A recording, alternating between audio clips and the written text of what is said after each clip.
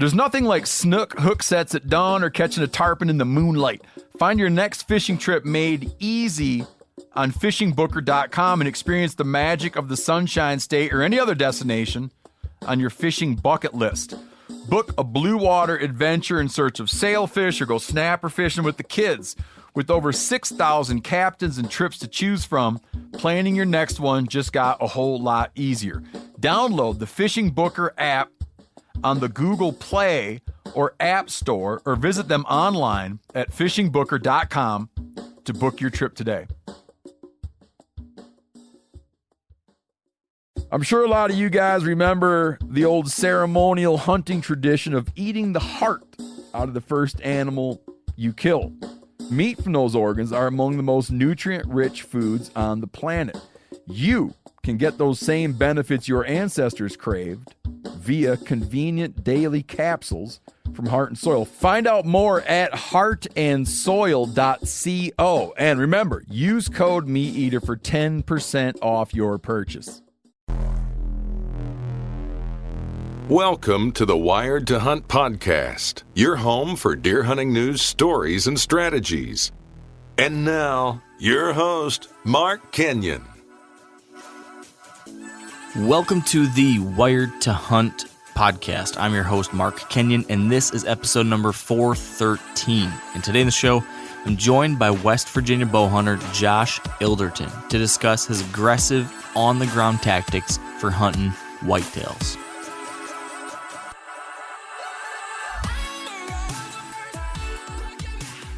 All right, welcome to the Wired to Hunt podcast, brought to you by Onyx. And today on the show, I'm joined by Josh Ilderton. And Josh is a southern West Virginia bowhunter, most well-known across most of the country for his work on the Untamed YouTube series.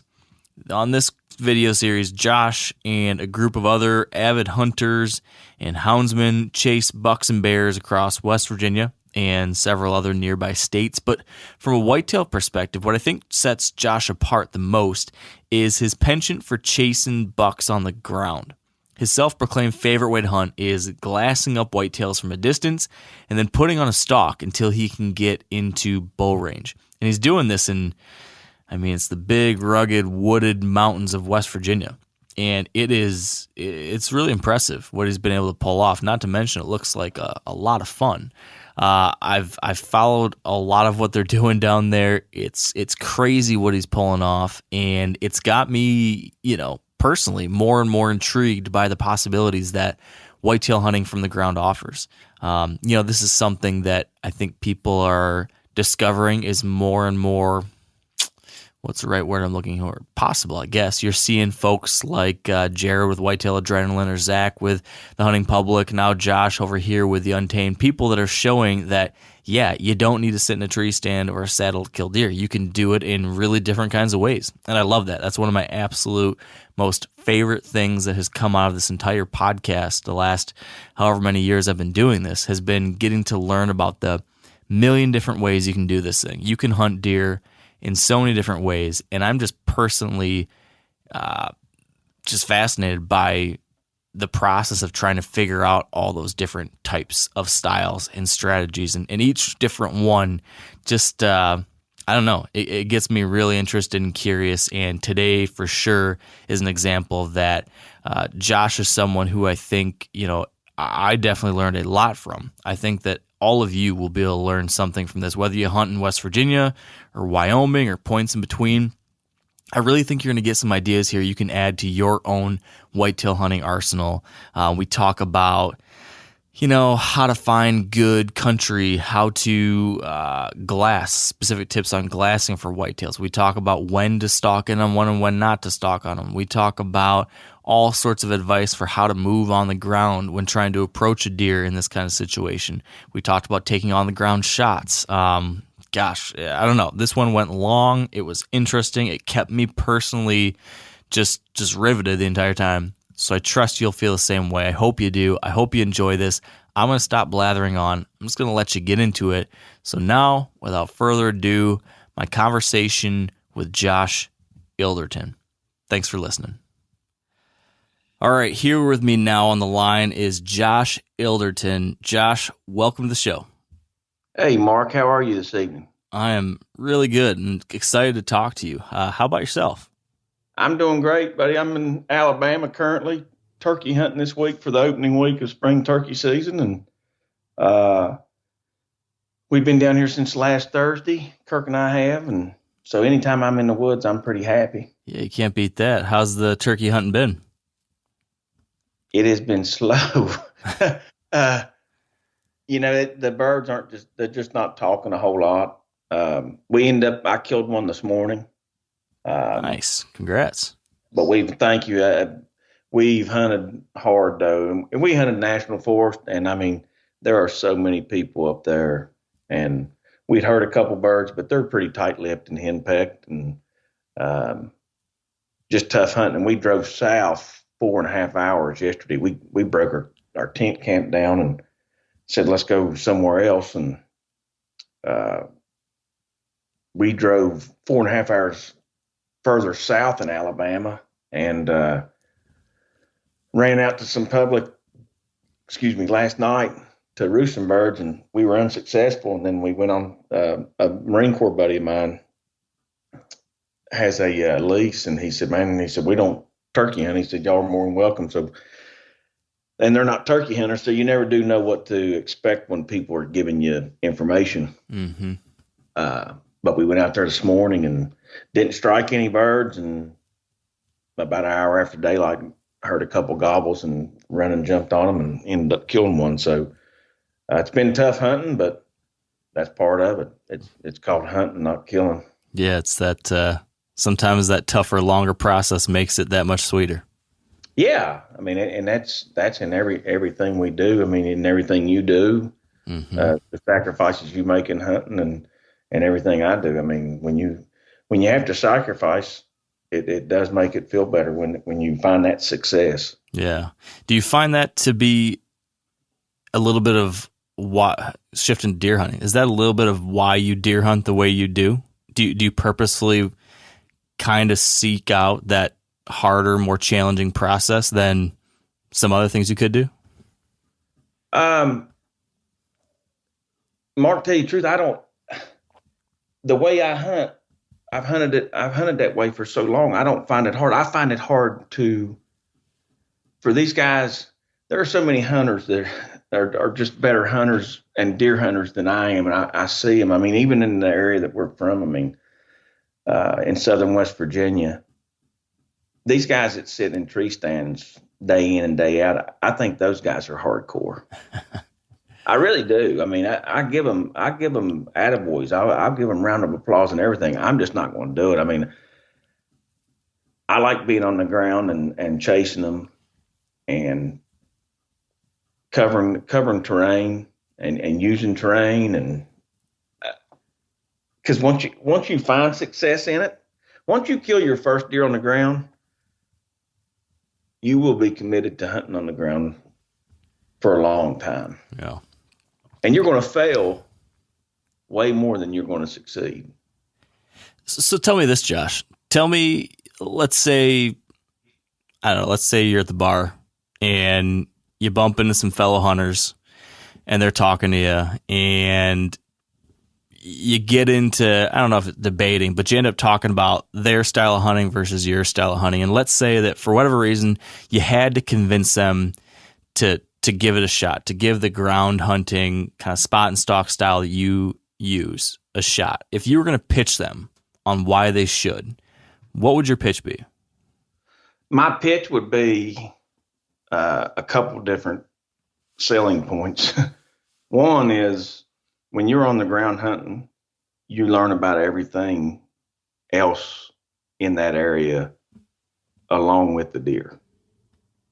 That's the biggest advantage of ground hunting for me is learning. I mean, and I know it sounds minute, but learning where the squirrels are cutting.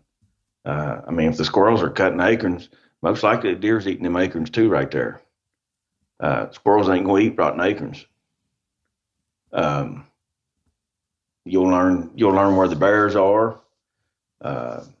you'll learn the terrain. The terrain is so important when you're hunting on the ground, and when you can learn everything, and you're throwing a whole wealth of information in there to better yourself as a woodsman, not just as a hunter. And that's what's important to me. And it's action packed. I mean, it's not always action packed. I'll take that back. I mean, there might be days that you don't see any deer, and I've had plenty of them. But most of the time, I at least see deer or see wildlife. It might be bear or wild hogs, or squirrels or turkey or stuff that I'm not hunting, but you always seem to be in the wildlife. You always seem to be in the mix with something. And I hang too. I mean, there's days that I'm in the saddle from daylight to dark. I've done it 9-10 days in a row. It's just not my preferred style. Me hanging in a tree is not my preferred style. I mean, it just doesn't work for me because it's not an opportunistic approach, if that makes sense. Yeah. You'd rather go get them than wait for them to fall on your lap. Yeah. I mean, I've hunted one specific deer that I've actually put time in my whole life, and that was this past season. That's the only deer that I've ever gave up 6 weeks of my hunting season for. and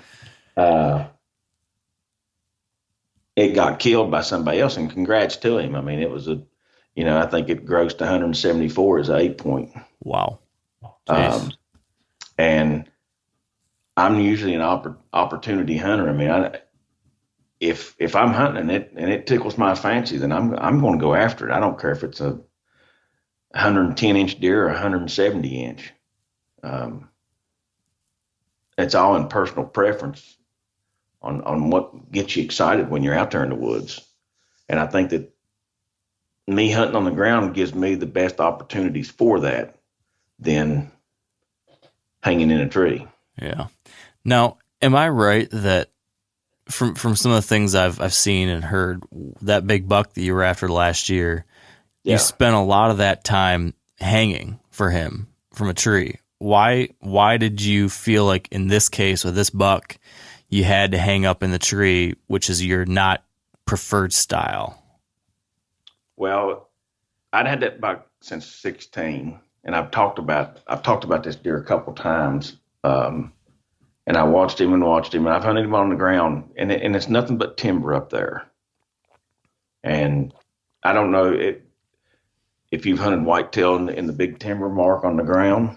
Not on the ground. Yeah, so it's extremely tough. I mean, I've found success a couple times, but most of the time when I'm hunting in the timber, I'm trying to educate myself. And if an opportunity presents itself, then I'll take it. And I hunted him on the ground in 2000. I saw him twice in 2020. No, 2019, I'm sorry. So it was 2 years ago on the ground. And then I had about 80 yards in 2019, I'm sorry, December. And he busted us. Well, some does busted us, and he took off. But I thought that year was like his big potential year. And I had a lot of pressure hunting on me that year in 19. And I'd only hunted that up there in that section for like 5 days that year. That's it. And I seen him 3 times. So coming into 2020, I'd put some cameras out, and I get very few pictures anyway because there's just not a lot of deer in that area, and I didn't get any pictures. And then August 23rd, I wake up and I start I mean, I jump up in the bed and, it's like I hit the daggone lottery. My wife's going, "What is wrong with you?" I was like, "He's alive. He is alive." Yep. And I mean, he was just a freak. And I'll send you a couple of pictures of him now that I got your number. And, Yeah. So once I got pictures of him, then I piled in there and ran a lot of game cameras. And the funny thing, Mark, is that, I put a lot of time into it, and I never saw him this year on the hoof. And I was within, I think, four or five times. I was within 60 yards of him and never saw him, because one of the way I set my game cameras up, I would be hunting a point, and one of my game cameras on a down trail would go off. And I use cell cameras and regular cameras, but I'd get on there and there he was walking past one of my cell cameras on a trail. Wow. So and that happened to me. I think it was 4 or 5 times this year. And see, when I use my trail cameras, Mark, I'll have a hub. Like, I got his picture on this, and you gotta realize in southern West Virginia that you're gonna go up and you're gonna come down just as fast. I mean, they're real steep, and you peak up, and it's 15 foot wide at the top, and you go straight back down the other side to the drain. So just kind of imagine that. And then you got coal seams in the mountain, and from years and years ago, they'll have prospect roads where they went around and checked the coal seam. So you'll have flats at the coal seam levels going down the mountain. It's either the prospect roads or old skid roads for your loggers. And so I found him on one of those flats. So from that point, I put cameras all the way around that flat within like maybe 200 yards on different trails. And when I say cameras, I had 13 cameras. Wow. On this deer. I put them on every trail. Every place that I thought he would cross, even if it wasn't a trail, anything. Low gaps. Through tight little funnels, through rocks maybe. And so out of those 13 cameras, I found him on, I'd get him on 4 or 5 cameras. So then I'd go get the other cameras and I'd move them around those 4 or 5 cameras. Mm-hmm. So it's a real process, but it just didn't work out for me. I mean, I was close, and I left at prime time in West Virginia is usually like the 12th through the 20th of November. And I left to go to Missouri to bow hunt, and he got killed the 3rd or 4th day I was in Missouri. But I already killed a deer. I killed a deer on the ground, I think November 1st or 2nd. Yeah. So I'd given up, and I was hoping that he would make it through the year. Do you feel now, having had all that happen, you put in a lot of time, a lot of work, and then he got killed by someone else? It didn't work out for you. Do you have any regrets about doing this kind of style this year, in which you waited and focused on one deer and really put a lot of time, or are you okay with it that it didn't turn out, and you're glad because it was a shot you were willing to take, even though you knew you might miss? No, I mean, I don't have any regrets. I mean, do I wish I'd have done it? I mean, I don't know if I could have done anything different.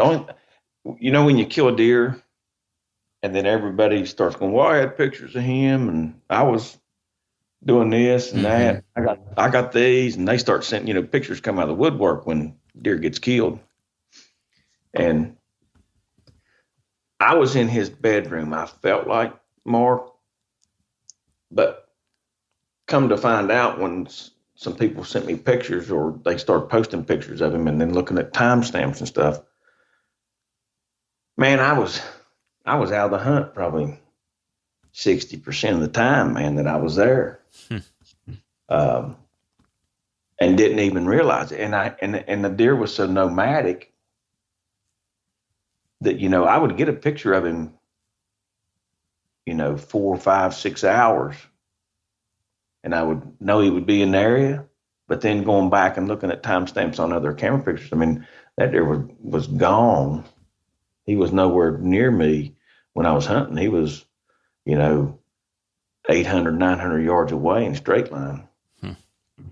And so I don't have any regrets. I laid on this deer in different areas, trying to figure him out. And I was unsuccessful at it. I mean, that probably bothers me more than anything, that I didn't fail, but I was just unsuccessful after putting in that much time. I mean, I hunted 9 days in a row and didn't see a deer. That's tough.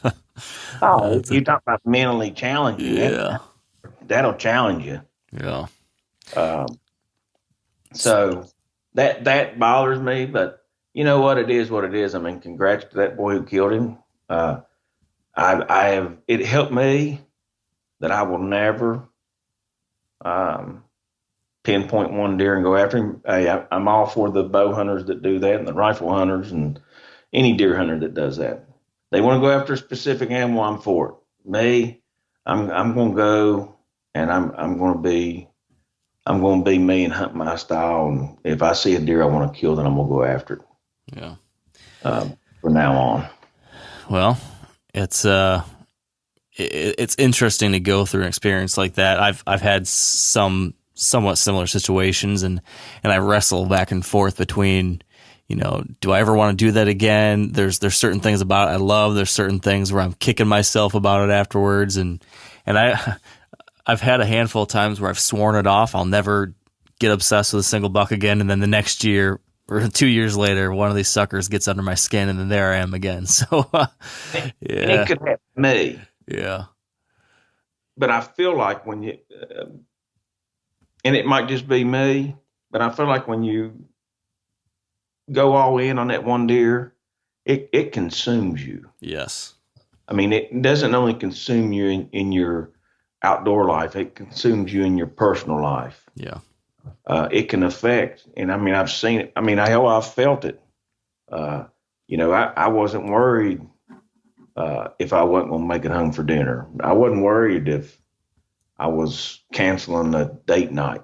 I'm hunting, and that's not the right thing to do, because it will consume you and affect stuff outside of hunting. And when it does that, then I think it's the wrong thing to do, and I'm just not going to let it affect me like that anymore. Yeah, it can be a slippery slope, that's for sure.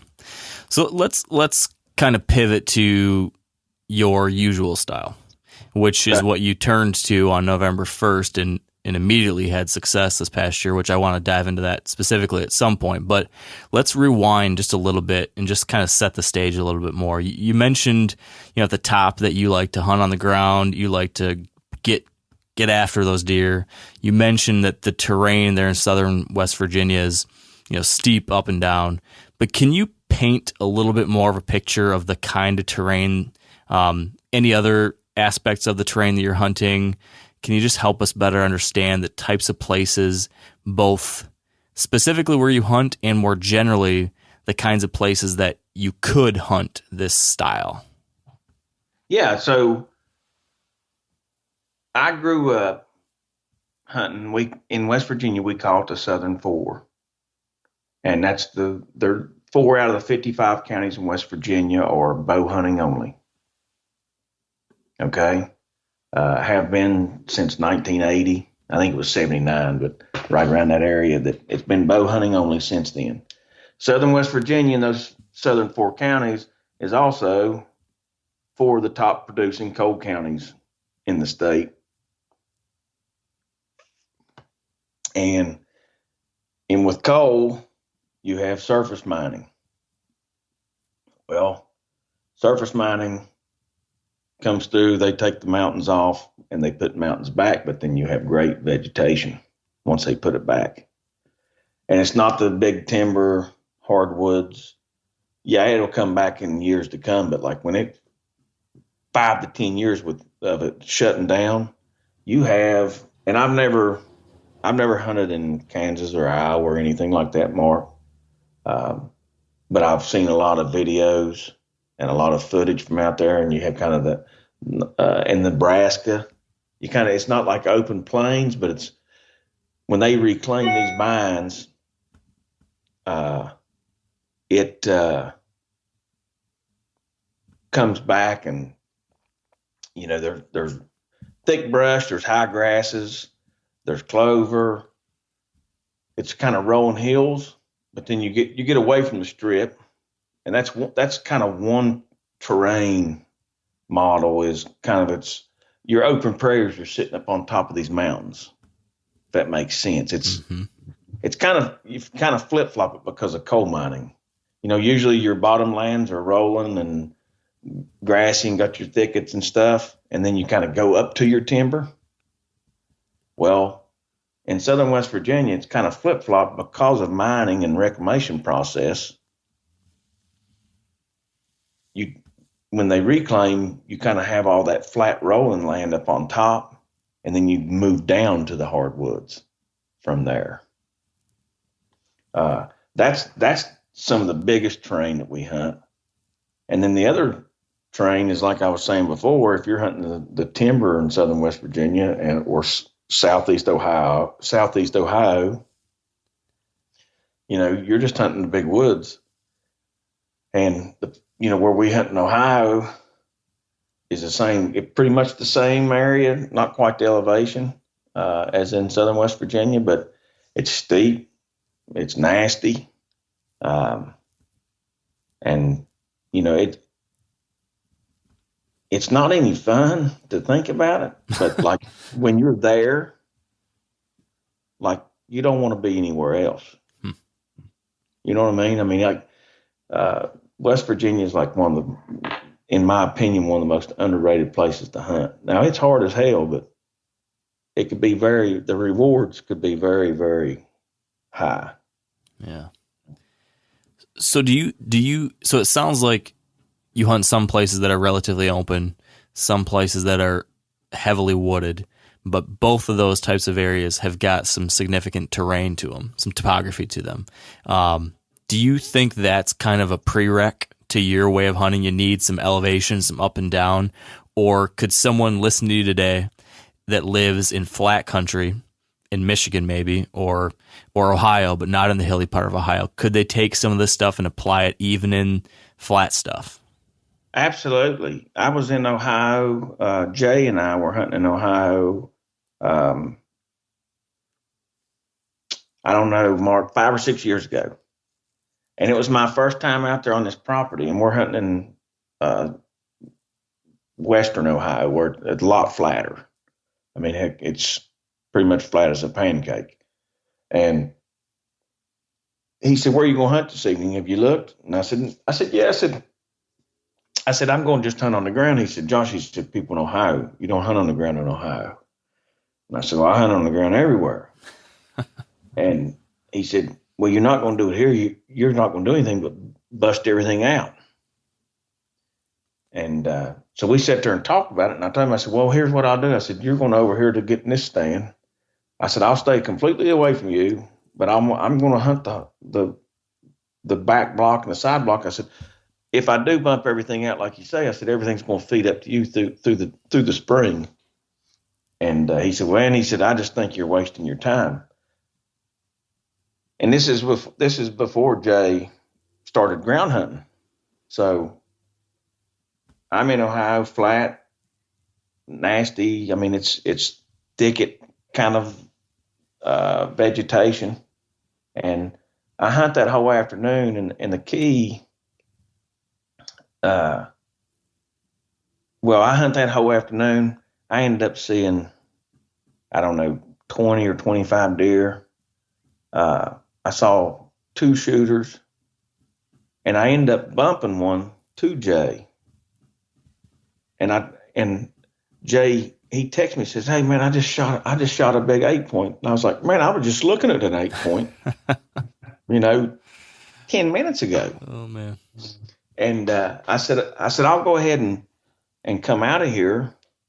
I said, I'll just start working my way up to the CRP, and I'll be up there in an hour or so.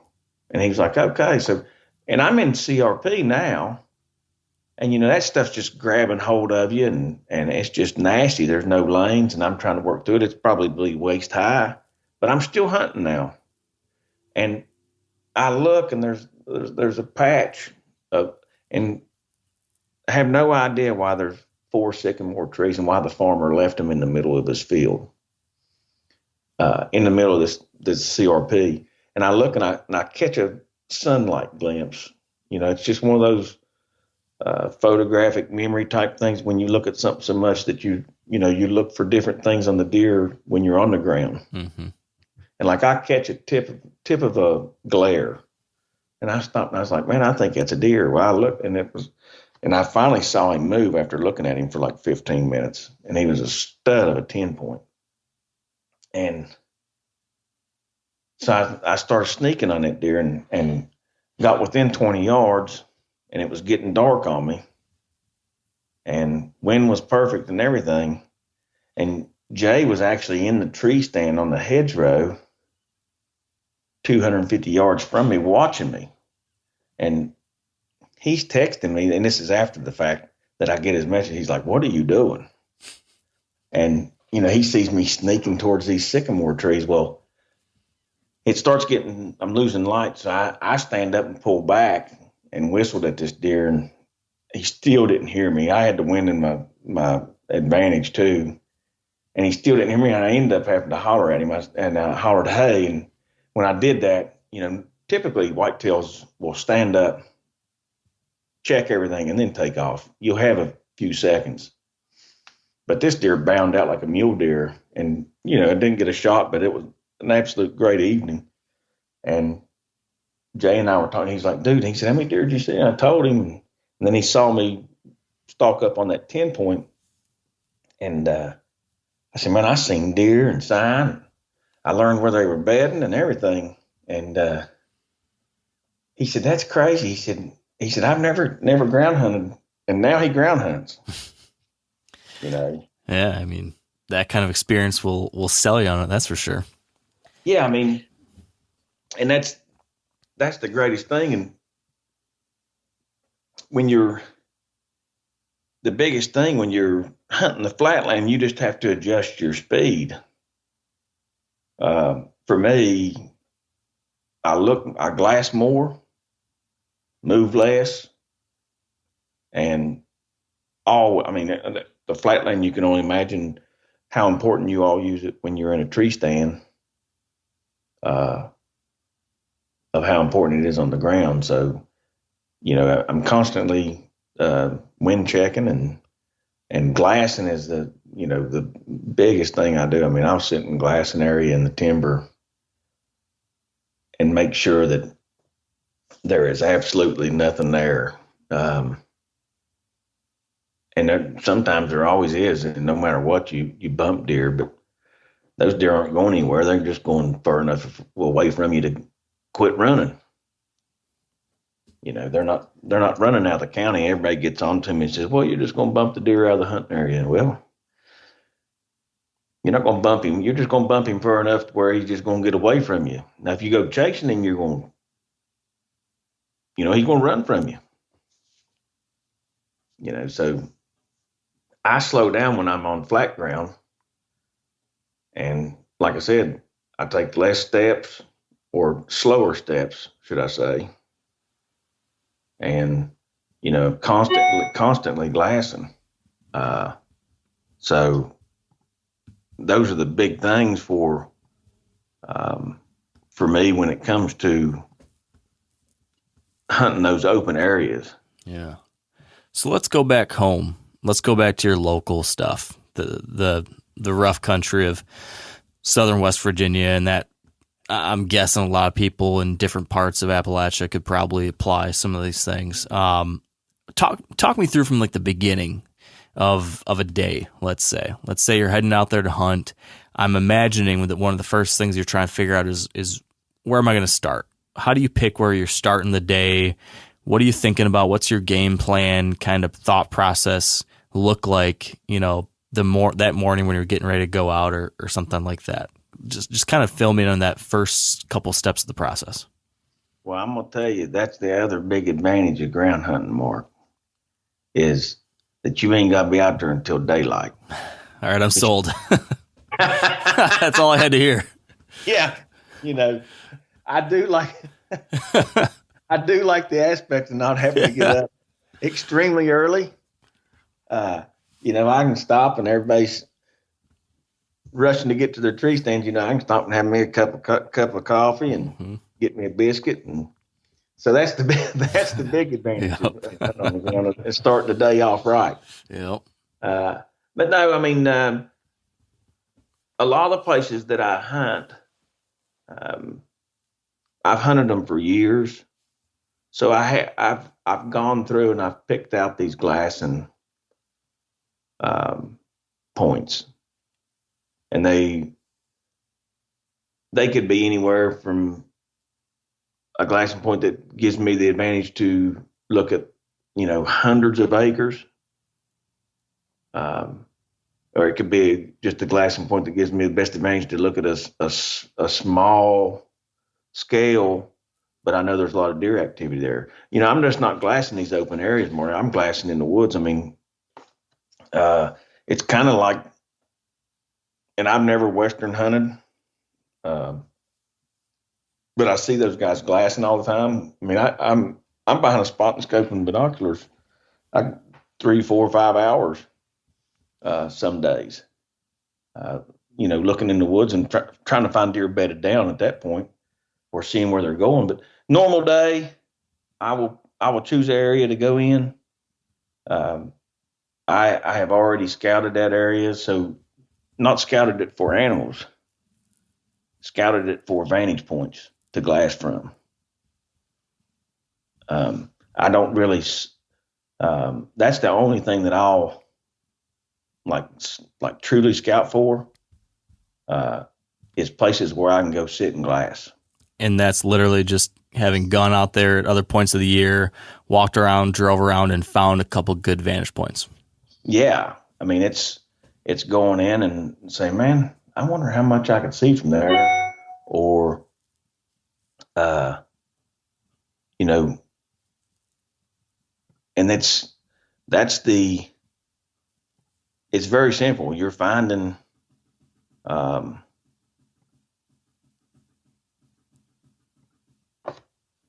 what area that you can see the most terrain and the best terrain. Because there's bad terrain and there's good terrain. You can't be glassing where there's no deer. You got to be, it's just like you don't want to hunt anywhere there's no deer, so you're not going to glass there. But that's the first thing that I do. I mean, I really don't, I'll just say, I really don't scout for deer, Mark. I don't go out and, I'm not a shed hunter because I got so much other stuff going on. I don't have time to shed hunt.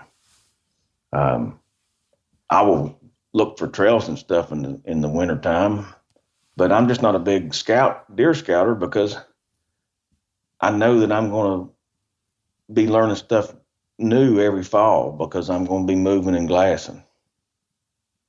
Hunting on the ground is such a broad spectrum. It's good to know that you have deer in that area where you're glassing, but I don't have to commit all that time to scouting.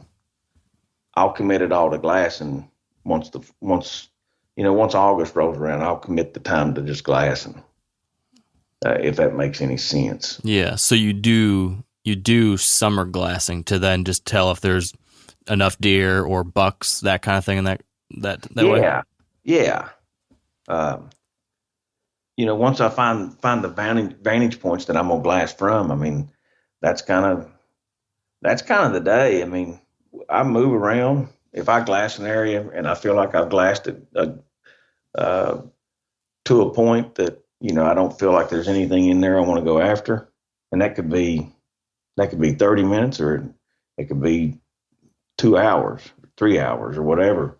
I might see deer that are acting a certain way, and I say, well, I'm gonna hang in here and see, what they're acting weird about, or if I think that it's does that might be coming into heat or a doe, then I might stay and watch and see if anything comes in there after.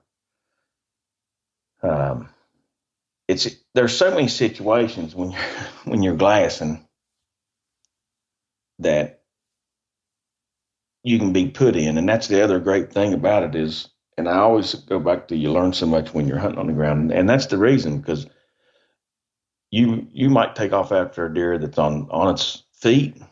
You might take off after a deer that's bedded, and if you're going after when they're on their feet, then you're making some decisions on where you think that deer's going to be. If you're unable to keep eyes on, then you're taking some guesses, and that's when you start learning on your assumptions of what that deer is going to do when you lose, line of sight.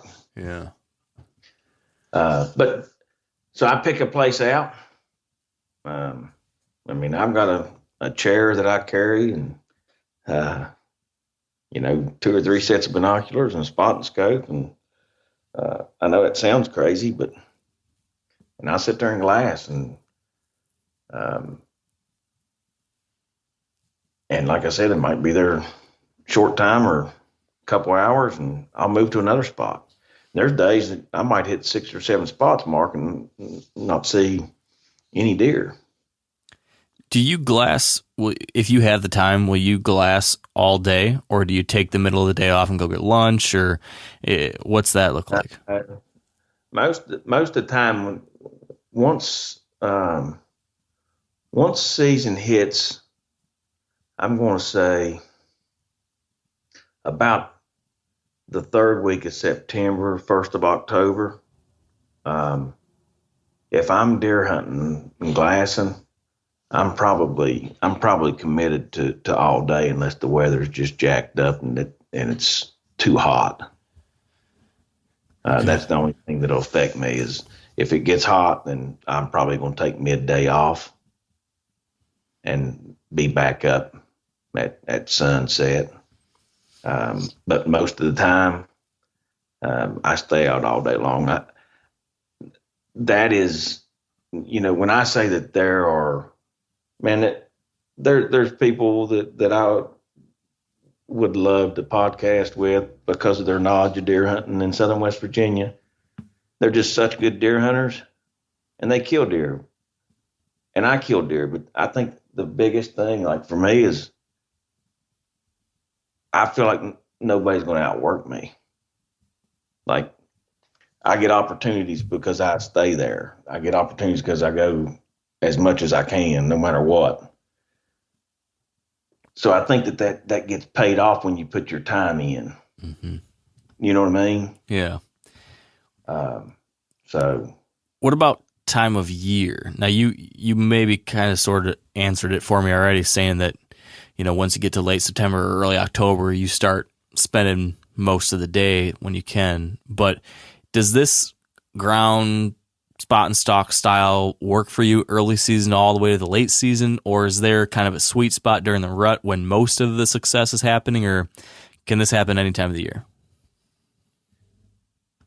Oh, there's definitely better times to be out there than others, but I hunt on the ground all season long. The thing that affects us is bear season. There's a long season there that comes in around Labor Day for 2 or 3 weeks. So I really don't deer hunt a whole lot during that time, unless it's an evening hunt after we've got done bear hunting. So I don't get started until late September deer hunting, Mark. Gotcha. But it doesn't matter where. I hunted in Missouri. I hunted on the ground 3 days, and I was in nothing but timber.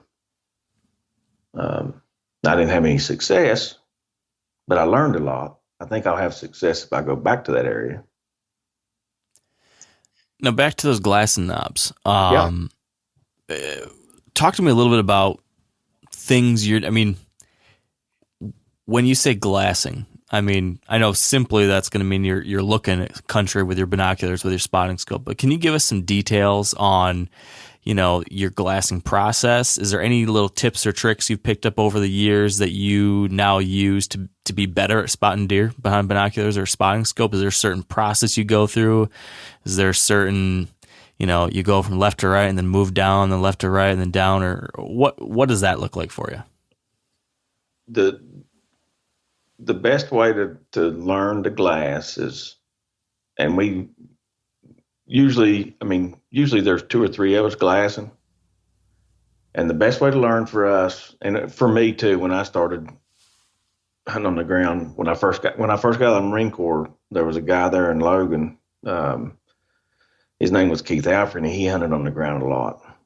And, I don't even know how we got buddied up, but we got buddied up, and he's the one who got me into turkey hunting. And I started deer hunting with him, and he had hunted on the ground a little bit and spot and stalk, and it just wasn't something you did there in that area in the early 90s, or no, not the early 90s, the early 2000s. I was putting age on me. And so we started doing that. And well, I wasn't very good at it. We would be looking, and he'd say, okay, he said, I see 3 does. And I wouldn't find them, and then he'd give me a couple of hints. And from the hints, I would find them. And then once you found them, you're looking for that shiny black nose. You're looking for ear flickers or ear shapes. The white patch on their necks is just a huge spotter.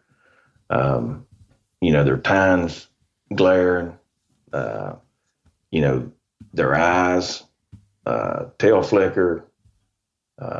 And he would do that every time that he would spot a deer before me.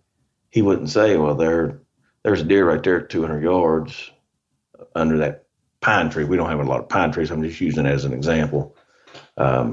He would always say, I see a buck in this area. And so I've started doing that. So now I'm glassing, and I'll have somebody with me, and I'll say, okay, I see 5 deer. They're on the move. They're moving east to west or south to north, whatever it be. And the same thing will happen to me is if somebody else is glassing with me, they will say, okay, I see a deer in this area. And so you have to find the deer that he spotted. And I know it seems childish, but it helps train your eye and your brain to spot those different parts. You get to see what the guy glassing beside you sees to make him find that deer. You know what I mean? Mm-hmm. Yeah, definitely. I can see how that'd be helpful. Yeah, so it's like a game. So you get in there and you're like, I want to find the first deer because I don't want to have to find his deer. I want to find my own deer, yeah. and then he has to find it. So like you're looking real hard, but most of the time I'll start with the binoculars, and I scan, and I know it's going to sound crazy. I scan at long W's. So I go up and down across the hill, but they're not like drastic W's. They're flatter W's, if that makes sense, Mark. Yep, I follow. And that's how I scan with my binoculars is that flat W's all the way across, because if your W's are flat enough, let me explain this. If your W's are flat enough, your field of view in your binoculars should cover the gap in between your down W. Does that make sense? Yep. Yeah. So you're going to cover everything, even though your main focus is not. Right. Yeah. That's right. That's exactly right. You're going to cover everything without actually covering everything. Yeah. That peripheral vision will catch something on the edges. Yes. Yeah. And then, so the way I scan is I'll scan across and then I drop back down and I come back. I don't go back over and start left to right. Then I zigzag going down. Is the way I scan, and it works for me. And then if I see an object that I'm unsure of, then I'll get behind the spotting scope. And if I can't see it after that, then I move to make sure I'll have somebody. If I'm by myself, then I'll just have to pick it up. But I usually leave somebody there just to keep me on line of sight so I can look at it from a different angle. Whether you might only have to move 20 yards and, you can see something different. But that's pretty much how I glass. And I carry a set of 12 by 50s, and I carry a set of 10 by 42s binoculars. And then I have my spotting scope. And then I have a small pair of binoculars that I use actually when I'm on the go. Now, do you run your binos on a tripod when you're glassing like that, or do you just handhold them? I handhold. Okay. I do. Well, I say I handhold, but I'm a bone support person, so most of the time my elbows are inside of my thighs. Yep. And sitting there is mainly what I do. But I handhold. I do like them off. I like them off a monopod. I have used them off a monopod quite a bit, but most of the time I'm just hand holding my binos and then spotting scopes on tripod. Okay. And I'm a big angle spotting scope guy. Why is that? Just comfort, because when I'm sitting there, I can be looking over top with my binos, and instead of me, no matter if I'm standing up, it doesn't matter. I'm always looking over top of my spotting scope. And then if I want to use my spotting scope, all I have to do is it's already set to my height, is I just have to bend over and put my eye in the eyepiece. If I have a straight spotting scope, I've got to put my binos down. I've either got to squat, and that's fine if you're only looking at a crow every 2 hours. That's fine if you want to squat down and look, for me. But like if you're doing it for hours of the day, it's just easier for me to put my binos on the chest and I just bend my neck down and I'm already there in the eyepiece and I look. It's just more comfortable long term for me. Yep, that makes sense. So, and that's pretty much my glass. I mean, and I recommend if you're going to hunt on the ground, you get good glass, you sacrifice. It's like anything. You get what you pay for, and good glass will definitely contribute to success hunting on the ground.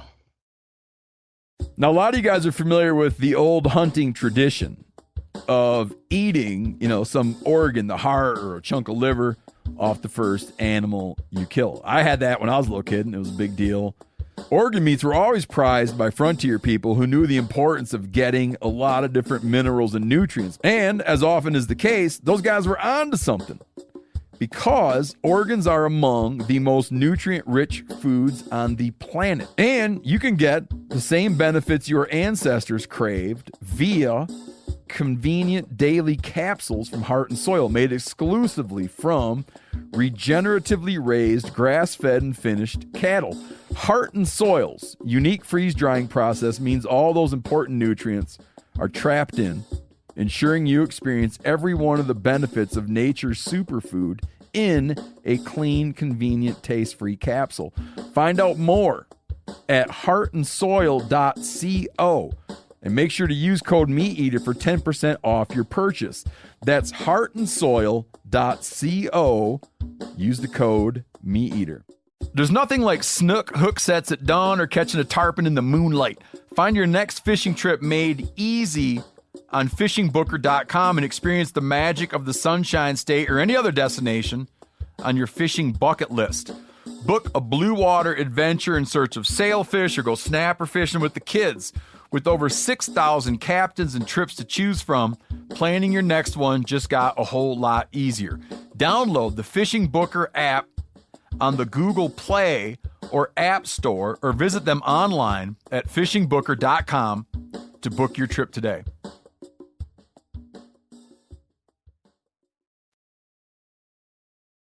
How much of your time hunting this way, if you had to make a rough ballpark, what percentage of your time spent hunting is glassing versus, stalking in and trying to make a kill? It's probably the vast majority of your time, right?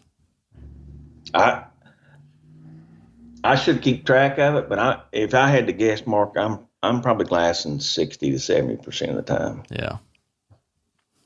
Yeah, and if I'm deer hunting, I'm glassing 60% of the time. I'm hanging probably 65% of the time. I'm glassing. I'm hanging probably 10% or 15% of the time, and then I'm hunting on the ground 20% of the time. Yeah, going after a deer. Yep. So let's talk about that part. Going after one and the decision that happens between glassing and going after one. How do you make the decision of when to go? So I'm not talking about like, do I want to shoot that deer or not? Let's just say like you've determined like, yeah, that's a shooter. But how do you determine when's the right time to stop watching him and start going after? Do you always wait for him to bed down, or do you always wait until he's, either that or he's out of sight? Or, what are the things that make you think, oh, I need to sit and wait and keep watching, or no, I got to go right now? Most of the time, I'm a go right now guy. Okay. I'll be sitting up there once I see a deer I want to shoot at, man. My heart and everything, it'd be running like a timing chain on a funny car. I'm ready to get after it. All right. I start getting excited, Mark. I get that. Yeah. So out of all the deer I've killed on the ground, 2 of them have been deer that have bedded. One of them was a deer that was bedded, and I went into his bedding area because there was no chance of me getting a shot at him otherwise. So I got ultra aggressive and went into the bedding area. I actually bumped him at 25 yards. And I was in waist to chest high thicket. And, I was moving slow, and I know it sounds like, well, how the hell are you even moving? But so most of the deer I've killed, I go after them as soon as I see them when they're on feet. Okay. And is what I was getting to. Yep. So you spot them and you're excited. So you're going after them right away. What are the things that I'm sure that there's a couple minutes or some number of moments after you spot him when you're thinking through a couple key things. I'm betting that you're trying to think about, okay, where's he going to go? I'm betting that you're thinking about like, where do I need to go? I'm betting you're thinking about a couple other things. Can you just walk me through your thought process immediately after seeing him? Like, what do you need to check in your mental checklist before chasing him? Well, the absolute first thing that I check once I figure out that I'm going to go after deer is I try to see what the wind is doing in that area. Because the wind might not be doing the same thing over there that it is where I'm at. That's the joys of hunting and the terrible terrain that we hunt in is the wind could be blowing north where I'm at, and 150 yards where I see a deer, it could be blowing hard east. And so I check the vegetation to see what the wind's doing where he's at, number one. Number two, I'm getting what gear I'm going to need. We wear ghillie suits I wear a ghillie suit that I made most of the time. Sometimes it's just too hot for them. We're getting all our stuff up. There is time between the time that you spot that you're going through and making sure you have everything you need for one before you take off after him. And because once you commit to a deer, you might be 4, 5, 6 hours on a deer. And you're trying to figure out, and there's, we can get into Mark so many different situations. If he's with a doe, if it's with a bachelor group, if it's early season, late season, if he's in the food, if he's not in the food. And so you're running all these things in your head and trying to figure out where he's going to go. And then you got to figure out, one, are you going to go into a direct spot and stalk, or are you going to try to ambush him? And, if you're going to ambush him, then you're going to try to figure out where he's coming to or where he's going. Most of the time, I just try to stay right on him. Now, I might end up going into an ambush strategy in the middle of a spot and stalk because something has changed. But those are the things that I'm thinking about when I get ready to go is, am I going to go after him, or am I going to kind of take my time and then try to ambush him here where I think he's going to go? And when you say ambush, you mean essentially loop ahead of him to get where he's trying to go and be waiting there when he covers the final 100 yards or something, right? Yeah, that's right. And it might not be this. And when you're thinking about this, Mark, don't think about it as like you're going to throw this big half-mile loop. You might only move 50 yards to ambush him. You might be in your spot and stalk, and he's moving, going, oh, he's going to come up this drain over here. I need to jump around here 50 yards, and then he's going to come up. It's just a situational based thing where on the ambush, he's coming to you. On the spot and stalk, you're going to him. Okay. Is the way kind of I would explain it. If you're in true spot and stalk, then you're getting aggressive and you're going to the deer. If you're going to ambush him, the deer, you're going to let him come to you. Now, is there ever a set of conditions that would keep you from going after a buck? Like if it is perfectly still and no wind, no sound, anything, will that keep you from doing it, or no matter what, you're going to try it? Most of the time, if I have time, I'm going to try it. Yeah. Okay. I just think that there are very few opportunities once you're out there, and I think that no matter what, and we go back and forth all the time talking about it, whether it's okay to bump deer, and I've been on so many deer in the past 15 years that I've bumped that day, and I've watched them run Mark across the top of this strip mine 600-700 yards out of sight, and be right back on that deer next day. So bumping them out. I mean, I'm not so worried about it because it could be another deer in there the next day. I'm not, when you're hunting on the ground, you're being an opportunist. So I don't worry about bumping them. I mean, and the only thing that keeps me from going after a deer is if the wind is bad. If the wind's bad, I probably ain't gonna go after him. But there's always a different direction to go after him just because of the wind. So, yeah. Now on that topic of bumping deer, this was something I wondered about, and would always be something that I'd be concerned about. Even though I get what you're saying, that a lot of times these bucks will come right back the next day.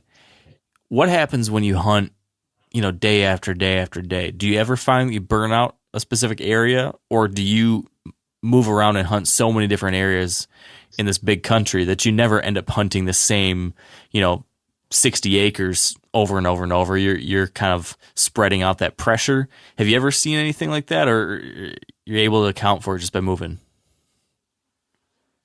Yeah, I mean, I move quite a bit, but I mean, I've laid in areas for a few days on end, hunting on the ground. Deer I killed 3 years ago. I think it was 3 years ago. I think it was in 2017 or 18, Mark. I killed a big 8-point on the ground, and I was on that deer, I think 3 days in a row. And I'm talking about within the same 500 yards, I was all over that deer. And I'm not talking about when I was on that deer, I was on him and he got away from me in 15 minutes. I mean, I was hours playing cat and mouse with him and 2 other bucks that was with him. They were in a bachelor group in early season. And it never affected those deer. I mean, I'd be in there in the daytime chasing them, and they'd come right back there, that night, feeding in that area. And then I'd spot them again in the same grass that I crawled through the day before. And it never did bother him. I mean, I ended up killing that deer, and he got 14 steps from me, and I shot him in the chest. Yeah, I saw that one. That was something. Yeah, so that deer, and he was with 2 other bucks, and I'm telling you, never affected. And Jay and I laid in a very small area, Mark, for 3 days chasing those deer, and it never affected them. I mean, now the wind swirls bad up there, but I mean, we had to lay down. Seeing I'm not the most scent control guy, so I mean, I know we laid scent down, but it didn't seem to bother them. But I've been in areas that we go and you might stay 2 days and you're not going to see any deer in there for 4 or 5 days. It could be because of our scent and we've laid it down and it spooked them, or it could just be that they're just not in that area those 4 or 5 days. Yeah. So what kind of ground do you have in your back pocket? I mean, do you think that coming into a season, are you working with a couple thousand acres worth of different chunks of public here and here and here that you've got to work with that you'll be bouncing around, or do you focus on a couple little 100-acre zones that are awesome, or do you have 20 different places and 20,000 acres worth of different general areas that you could pick from across the course of the season? I'm just kind of curious so that someone would know what they should be thinking about. Well, I mean, say that Mark Kenyon wanted to come to Southern West Virginia and spot and stalk. And let's say he does, because he does. Right? Say you come down there and you don't know me. Okay? So you're coming down just off looking at the area and looking off mapping. I mean, we don't have a lot of public land, but the public land we got, man, it's hot. I mean, and I don't care to tell your listeners that. We hunted public land big time there for a long time. And we still hunt some public in Southern West Virginia, but one of the disadvantages of having a YouTube channel is that people find out where you're hunting. Mm-hmm. And it is what it is. I'm glad more people are out there. I am. But I don't hunt a lot of public in West Virginia anymore because of it. But I hunt public in Ohio, a lot of it. I hunt all public in Ohio. But in West Virginia, we've been successful in leasing land. It's so down in the Southern Four, most of your land is owned by land companies, and the land companies lease out to coal companies. So I've been successful in getting a couple of tracts of land leased in the last couple of years. And, when I go into the season, and I have a couple of permissions to hunt out some other coal mining land. If I had to guess, Mark, I'm looking at going into hunting season, with 8,000 to 10,000 acres of land that I can glass on. But there's 32,000 acres in the WMA down there that is hot, and we've seen monsters in. Trace in 18. We videoed him stalking a Boone and Crockett in the WMA and ended up getting poached.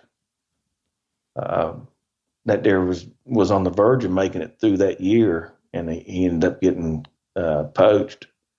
But after that year, the crowdedness of hunters because of videos, it got highly populated, if you know what I mean. Mm-hmm. But it's still good hunting. You just have to work harder. Yeah. And there's, I don't know, I think there's a half a dozen WMAs throughout the Southern Four. There's been people come down and hunted with me the last couple of years, Mark, and everybody always talks about swamp hunting being tough.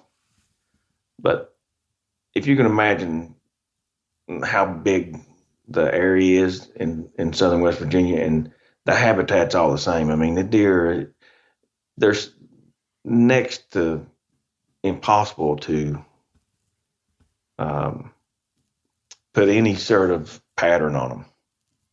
Most of your big trophy bucks are nomadic, and they might come through where you got them on a pattern. They might come through there every 3 or 4 days, or they might come through every day.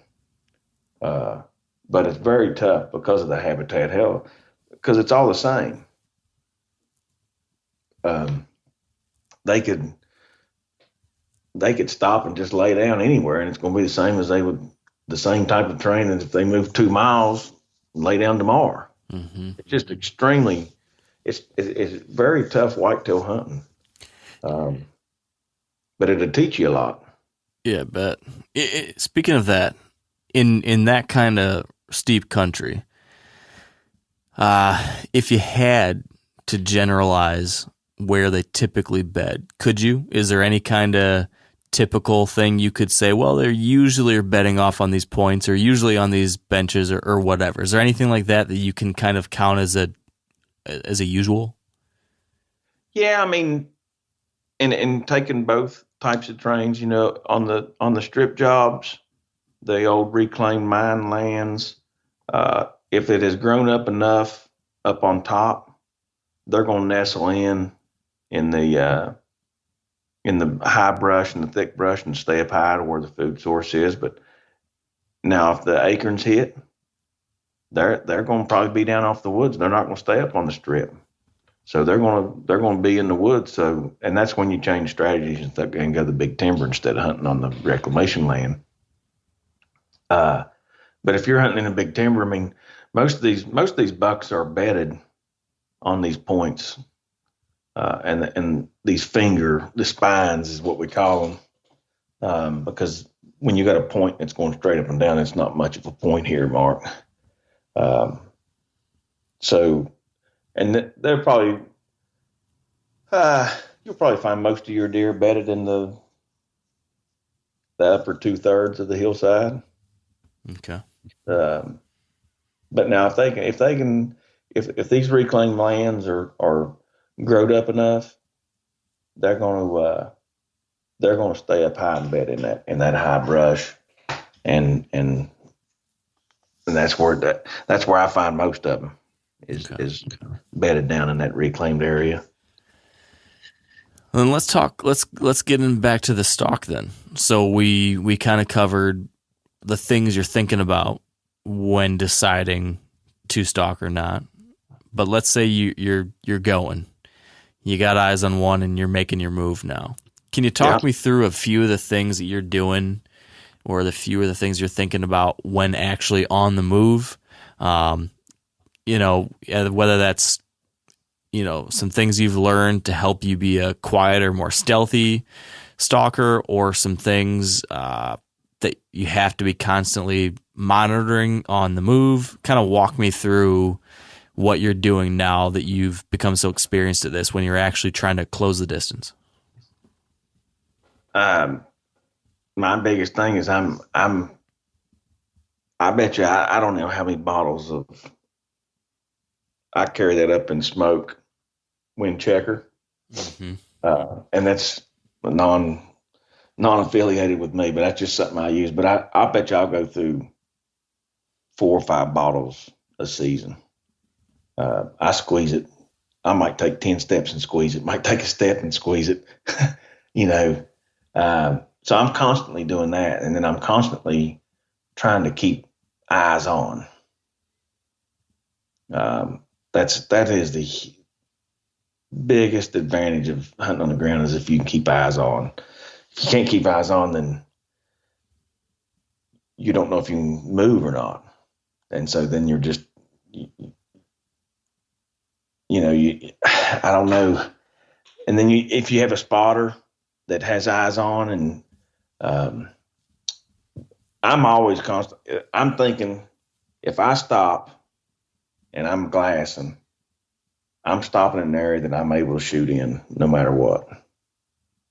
And what I mean by that, Mark, is every place that I say that I'm going to get to, or I'm going to move to, when I get to that area,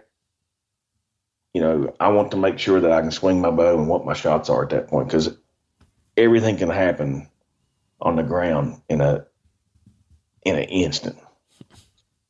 So I'm always thinking about, can I shoot here? Or, I've got my rangefinder swinging. I'm always checking yardages, because I shoot a 1-pin, and I know a lot of people don't like that. But I shoot a 1-pin archery sight.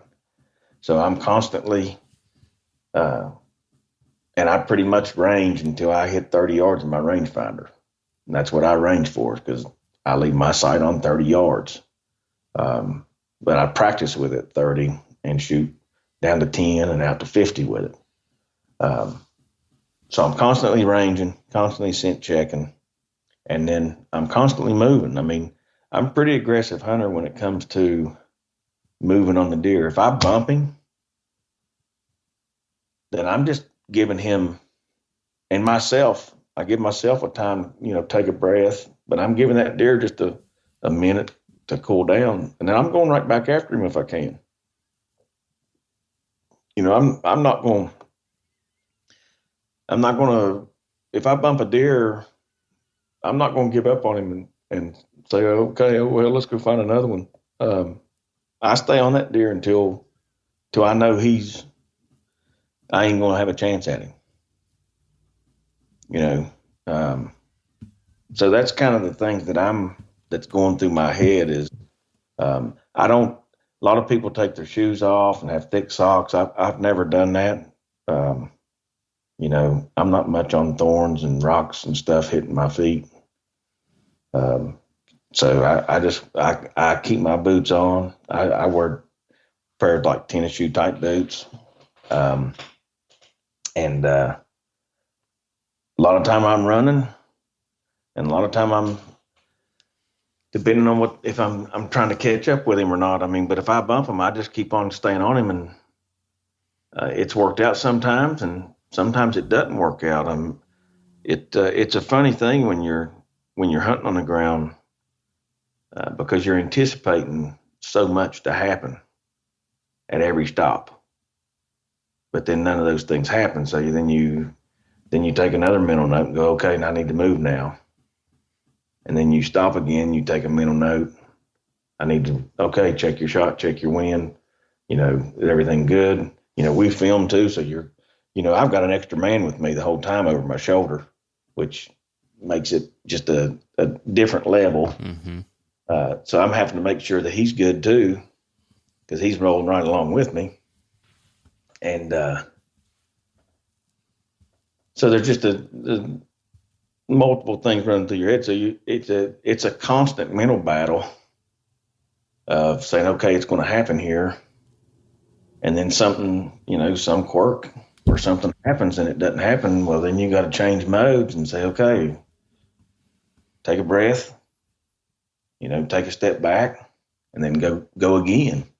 And I like that part of it. I think that's a challenging part of it is, hey, are you just going to tuck tail and run, or are you going to see if you can close the deal? Yeah. And so, like I said before, most of the time I'm unsuccessful, but I tend to connect all the dots sometimes. Try it long enough and it comes together, right? Yeah, I mean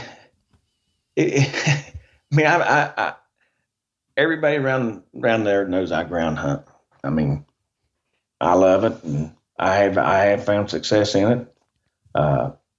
I've learned a lot from it. I've had a lot of failures in it too, but they're not failures really because you're always learning from them. But that deer I killed last year, I think I was on that deer 4.5 hours mark, and I bumped that deer. I bumped that deer 5 to 7 times. And he was with a doe, so that made it better for me, better for the hunter. And then he ran completely out of sight. And Jake, the cameraman, he was like, man, that sucks. He said, we had a lot of time in that deer. And I was like, well, we're not done. He said, that's a long way away. And I said, well, we're going for a long walk, and it just so happened that I walked that. We went all the way down there, and I watched that doe and that buck bed down, 150 yards below me. Josh, sorry to interrupt, but before you go any further, yeah, I think this story maybe is worth telling from the beginning, because I think it illustrates a lot of the stuff we talked about, and it might be helpful. Can you just start from the beginning and kind of tell the story, but maybe point out some of the how-to stuff that we've been covering throughout, and kind of walk us through how that began all the way up to this? Because when I watched this, I was kind of floored how it all came together and how many times you kept finding him despite him running off and all that. It was pretty interesting. So I'd love to, let's dive deep into that. Okay. So, that morning we're glassing, and I'm glassing from probably 600 or 700 yards away, and I see a deer, and I can't tell really his size. So we take off in the truck, and we swing around, and then I get out of the truck when I think I get to an area where I think I can see him, but I'm not 100% sure because I lost sight of him. Well, we crawl over this berm, and we spot the deer, and then he busts us. We're 200 yards from him, and he sees me. I try to get up on my knees on the berm, and he sees me, and he busts us with the doe, and he starts chasing the doe across this bottom. Well, from that point on, he knows that we're there. He knows that something's up, but he also is chasing tail. So he has to figure out what's best for him. Well, so we take off running, and this deer's out of sight at this point.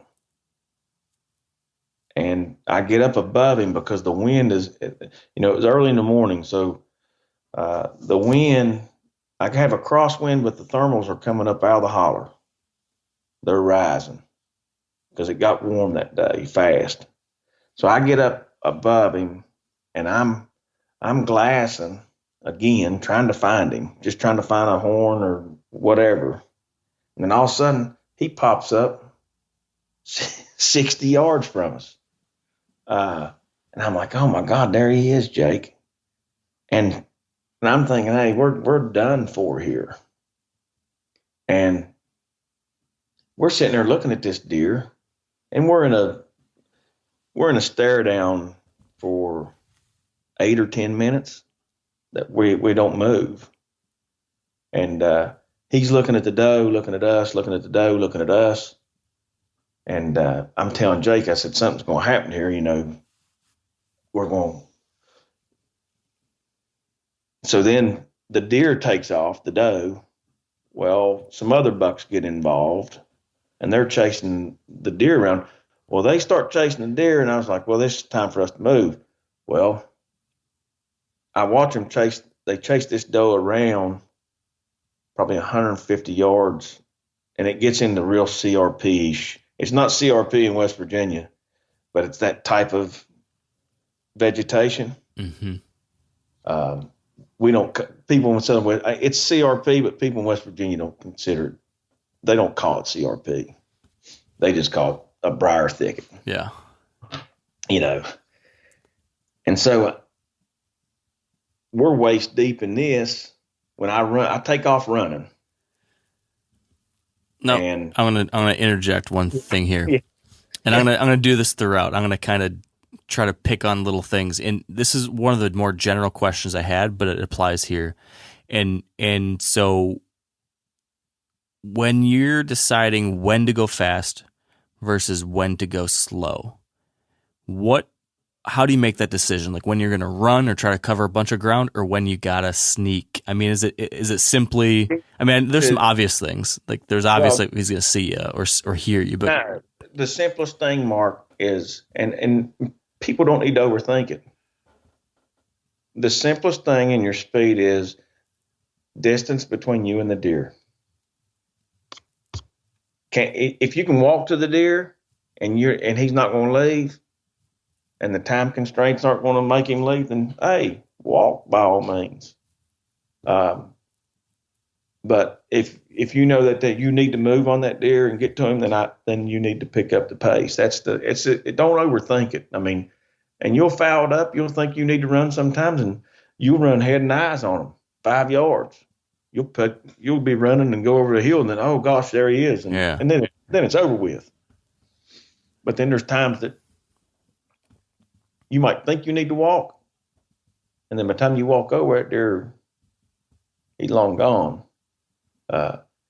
So if you have distance between you and the animal you're going after, my opinion is you need to close that distance so you can get eyes on the deer, because in the end, having eyes on is the most important thing. That will tell you what you're going to do and what you're going to do next.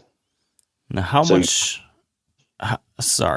do you worry about other deer? So, you got to cover a bunch of ground, let's say, but what if there's a doe in between you and him, or a little buck or something, and that buck's getting further and further away, but now you've got a little buck standing in the way? Do you just blow that deer out because you want to keep moving, or do you stop and try not to spook any deer because he might spook your big buck? No. If it's a shooter, if a shooter comes into range while I'm in the middle of a chase, then I shoot that deer. If it's any other deer, I could care less about him. I'm going to the deer I'm after. So you're not worried about those deer spooking the target? I don't. If they do spook him, Mark, like I said, he's just going to go into another area, and then I'm just going to go into that area and find him. Yeah. Okay.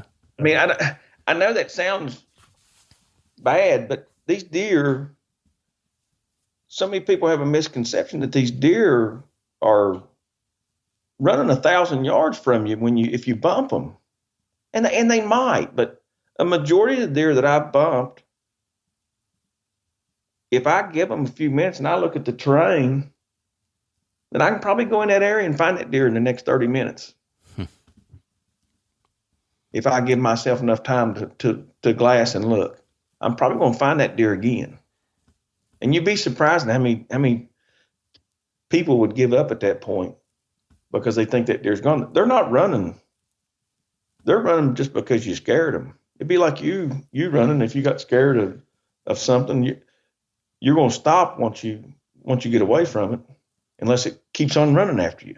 Yeah. It's the same thing on those deer. I mean,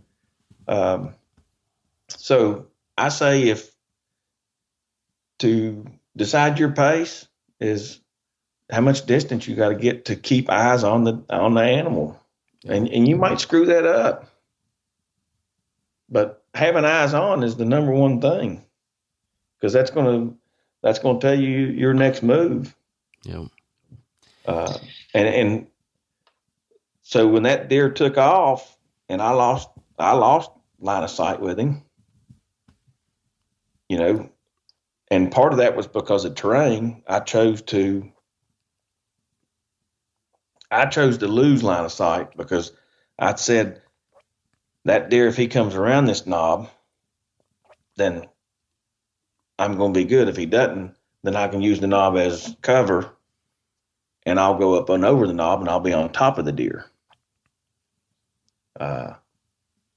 Well, in that instance, when I used that knob as terrain, me and the deer actually met up on the knob, and I bumped him again.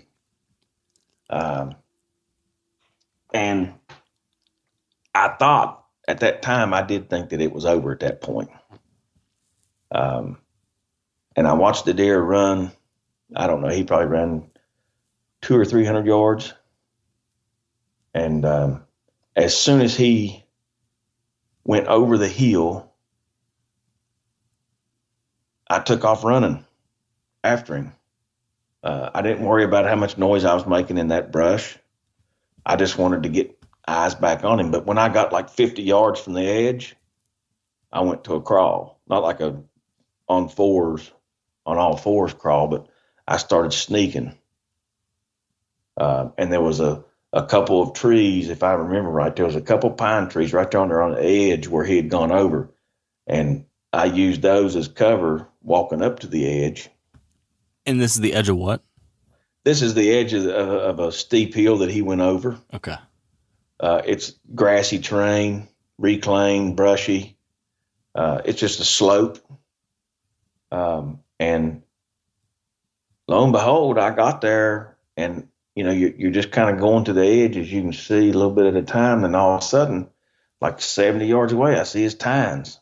And I put my binoculars up, and I told Jake, I said, man, we're back in it, man. I said, he's right here. And all that deer did, he ran like 200 yards and went over that slope, and he felt safe, and he stopped. Because the doe was back up there with us. Now, the doe eventually went down there with him. And so I at that point, I'm just watching him. And so, and this is when I kind of got aggressive, because he was getting close to the timber, and there's a major thicket between me and the woods. And then he was in the middle of us, and he was getting ready to get in that thicket. I knew I wouldn't get a shot if he got in there. So I rounded the knob, and I'm sneaking at this point because I don't know where he's at, don't know where the doe's at. And I go around the point, and I told Jake, I said, stop. I said, daggone, I said, the doe's right here. And he was going, where? And I was like 7 or 8 steps in front of us. And I'm thinking, man, this could be over. And I was like, I don't see him. But I hear him coming. I said, oh, to our left. And I look, and I see his horns, and I see his face. I mean, he pops up at 9 yards from me. And I'm not even pointing, like I'm pointing at 12. He pops up at 10. And I can't move. All I'm doing is looking at him. And so it was crazy. And I don't know if we were in the shadows at that point. I'd have to go back and kind of look. But like that deer didn't see, he saw us, and he knew something was wrong. But like they didn't blow out there or nothing. The doe kind of just trotted off, and he went right with her. And I kind of turned and ran back the way I came from, and I moved. And at that point, I had moved too fast. I ran back around, and because I thought they kind of busted out of there faster than they did. Well, then when I came back around, they had calmed back down already. And this is only 30 seconds. All they did was just jump out of my line of sight. And I came back around the knob, and they were alert. But I bumped them again, and that's when they took off and ran a long way. And I was like, oh my gosh. Because I have them so close. I mean, 9 yards, you can thump them. Yeah. I mean, and then, it had been exhausting. I mean, I think I'd been on that deer 3 or 3.5 hours at that time, bumping him and just playing cat and mouse. And Jake was like, man. I was like, no, man. He said, it got hot. And it did get hot that day. And I said, well, you better strip your clothes off. We ain't stopping now. So we run down there, and we got into a valley field, and that's an area that the strip mine they dump all their overburden in, and they reclaim it. It's a real nice area, but it just, lo and behold, Mark, I got down there. Something told me to go after him. And why did you, after they ran off way off and disappeared, they got out of sight, right? After the big long run. So just help me understand why you went to that valley field. Was it simply because that's the direction they were headed, or how did you pick them back up again, I guess, in that? Well, my thought is I'd been on that deer for so long that they couldn't stand it no more. I mean, it was getting hot. They're going to have to stop. I mean, he had been running this doe, been defending the doe from other bucks. He mounted that doe at one point, and did his thing there. So he's tired. I know he was tired. He's done wore her out. So what made me go after was like, man, what if they just got over to Valley Field and they're just chilling out? They just want to get away from everybody. It's just like people. So when I decided to go after him, and man, got over there, and got to watch him bed down with her. It was like, oh my gosh. So then I was able to kind of sit down and take a breath. I checked the wind, and the wind was still coming straight up out of the holler. And I said, I'm going to get a shot on this deer for sure. And so threw a game plan together, and went way around to get down on a level above him. And I started crossing it, and, it took about an hour or so to stalk in there and got in above him. And I got in above him, and he stood up a couple times, and I thought I was going to get a shot, and then he just bed back down. And I was like, oh man. And then it's just mentally draining, because you're sitting there ranging him, and you range him one time, and that's it. But then you start questioning yourself. Well, did I range him? Is that the right range? Did I catch grass? Yeah. And these are things that plays in my mind, because you start to get exhausted. And then at the moment he stood up, and I pulled back when he stood up, because I figured that'd be my time to shoot. And, I sat there and held for probably 30 or 45 seconds before he gave me an angle, because he was too steep. I don't like shooting at that steep of an angle, the deer going away from you. But he turned perfect, man, and I was ready to shoot, and I put it through the boiler room. It was just I got super pumped, and it wasn't the biggest deer I've ever killed, but it was one of the most successful hunts that I've done. And when you're on a deer like that, it's not always, I I've never considered size of a measuring factor of how successful a hunt is, but that was a good hunt. It was a good, successful hunt, and there was a lot of stuff that went on during that hunt that made me a better hunter. Yeah. And I think that's a big take on it. Two questions when it comes to, all of those. You had a bunch of different moments where you were kind of stalking in on him, and you were closing the distance and getting close. And you mentioned how you're always puffing your bottle, checking that wind. Yeah. And you mentioned a couple times thermals. Can you just walk me through anything else when it comes to wind? Like, one of the things that some guys out west will typically try to do is they like to stalk in with maybe a quartering to wind or a crosswind, or some people will always say, well, I want the wind directly in my face. Like, they'll adjust their approach based on wind direction sometimes. Do you ever factor in wind above and beyond simply making sure it's not blowing to them? Or is it just as simple? Just make sure my wind's not blowing to them, and then you don't care. Other factors are more important after that. What's your take there? I mean, I think wind is the most, besides line of sight, is the most important factor, because sometimes I think that the wind swirls so bad down there where we hunt. I mean, you can see that hunt in that big 8 point I was talking about earlier. That wind was blowing directly at that deer for half of that hunt.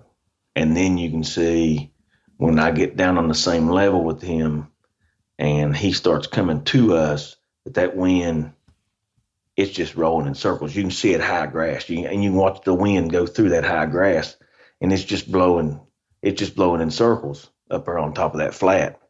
There's no thermal's going to knock it down or raise it up, because you're so flat up there on top. But you can watch the wind in the video, and it's just running round and round, and that deer is just watching me. But for that evening when I killed that deer, I'm telling you, for the first 45 minutes of that hunt, that wind was blowing dead at him. I mean, you can hear me in the video. I said, when I bumped him out of the bed, I said, don't go that way. And I said, it's over, Jay. I said, he's going, I said, and I counted down from 5 or 3, 2, 1. I said, here he goes. And he stops. And he looks. And then he just goes about his business. And I mean, it's blowing right to him. And, I said, well, heck. I said, if it ain't going to bother you, it ain't going to bother me.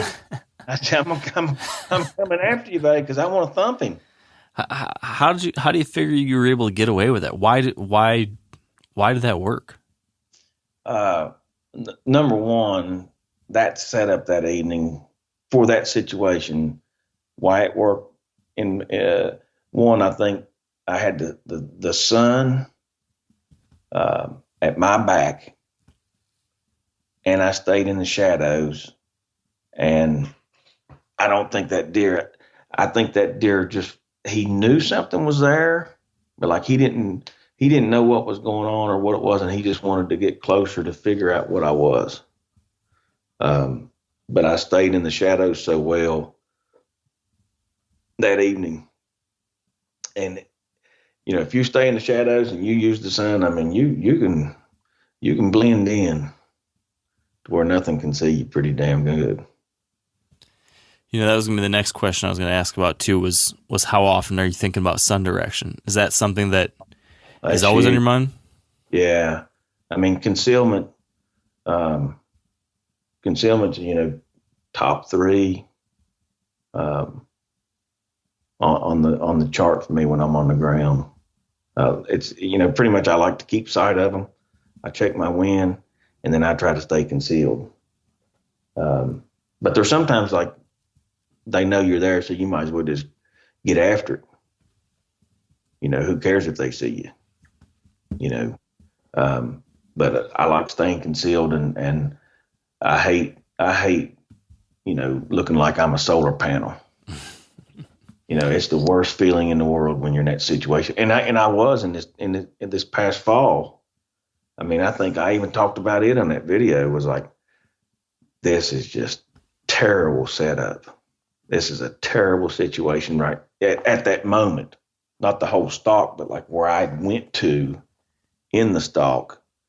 Like it just wasn't a good situation at that moment. And I even mentioned it in the video. I was like, this just isn't good. Yeah, I mean, we're sitting out here.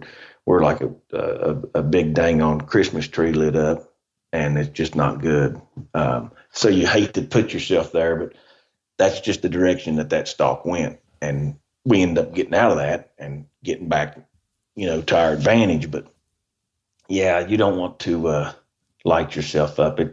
That's in any type of hunting. I think that you do. Yeah. But yeah, that's definitely you got to consider all that. I mean, and every situation, Mark, is different. Every hunt's different. And that's the greatest thing. That's probably the greatest thing about hunting on the ground is you might cover the same terrain, but it ain't going to be the same hunt. Yeah. How about shots? I know on that 2017 or 18 hunt when that buck came walking right up on you, you had to take a frontal shot. I know on that other most recent season, you had that buck that was standing up, then laying down, then standing up for a long time, and it took a while. What are some of the unique things you need to think about when hunting and shooting at ground level? And maybe some unique shots like that frontal shot versus will you ever shoot at a bedded deer, or do you always wait for him to stand up? I'd be curious on your take on all that. Well, frontal shots, I'll take them every day as long as it's within 25 yards. I caught hail for taking that frontal shot. But that deer didn't go 80 yards, and he piled up like a sack of potatoes, and I feel comfortable taking that frontal shot. I ain't going to take it out 30, 35 yards because I'm not comfortable with that. But I'm going to take it every day that one walks at me, or if I catch one, from probably 20, 25 yards in, I'm taking it. But then totally opposite, that deer this past fall was 49 yards. And I could have slung an arrow at him when he was bedded down, but that's not a good shot. My opinion is it's not a good decision to shoot at any deer that's bedded down. It's just a very hard shot. You might have a 20%,